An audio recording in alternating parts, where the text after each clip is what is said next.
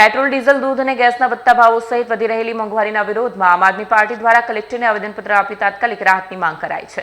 Petrol, diesel, દૂધ અને ગેસના સતત વધી રહેલા ભાવો સહિત સામાન્ય નાગરિકોના જીવનને અસર કરનારી મોંઘવારીના વિરોધમાં આમ આદમી પાર્ટીના સુરત શહેરના પદાધિકારીઓ અને મોટી સંખ્યામાં કાર્યકર્તાઓ આજે શાંતિપૂર્ણ રીતે વિરોધ નોંધાવ્યો।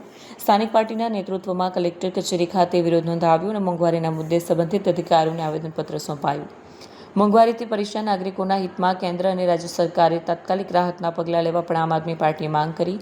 આ કાર્યક્રમ દરમિયાન કાર્યકરો મોંઘવારી બંધ કરો, નાગરિકોને રાહત આપો જેવા નારા સાથે સરકાર સામે રોષ વ્યક્ત કર્યો હતો। આજે આખો દેશ મોંઘવારીના મારથી ત્રસ્ત છે, હેરાન છે, પરેશાન છે।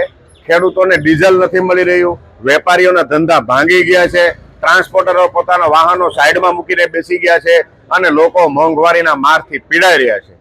રશિયા આપણને સસ્તું ક્રૂડ ઓઇલ આપતી હોવા છતાં પણ અમેરિકાના દબાણ હેઠળ આપણે એમનું ક્રૂડ ઓઇલ પણ જાણે ખરીદી શકતા નથી।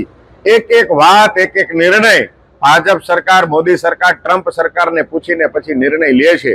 ત્યારે આ દેશને કોણ બચાવશે? આ દેશના લોકો મોંઘવારીથી ત્રસ્ત છે। ત્યારે માનનીય કલેક્ટરશ્રીના માધ્યમથી માનનીય મુખ્યમંત્રીશ્રીને આવેદનપત્ર આપવા માટે આવ્યા છીએ કે ગુજરાતની જનતાને મોંઘવારીના મારથી બચાવવામાં આવે। ગુજરાતની જનતા પીડાઈ રહી છે, ખેડૂતો, વેપારીઓ, ટ્રાન્સપોર્ટરો પીડાઈ રહ્યા છે। આ તમામ લોકોને બચાવવાની જવાબદારી સરકારની છે અને સરકાર એમની જવાબદારી નિભાવે એ આવેદન કરવા માટે અમે આજે માનનીય કલેક્ટરશ્રીને આવ્યા છીએ।